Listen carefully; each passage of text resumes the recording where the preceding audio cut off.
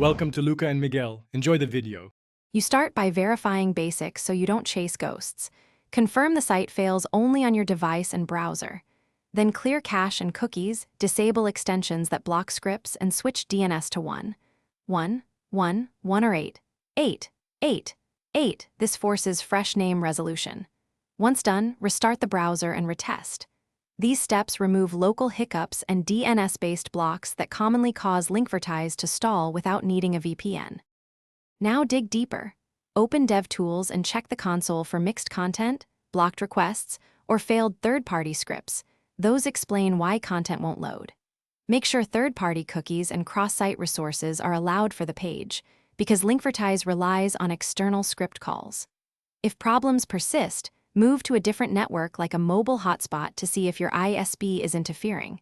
This isolates network filtering without using a VPN. Finish by flushing DNS and renewing your connection.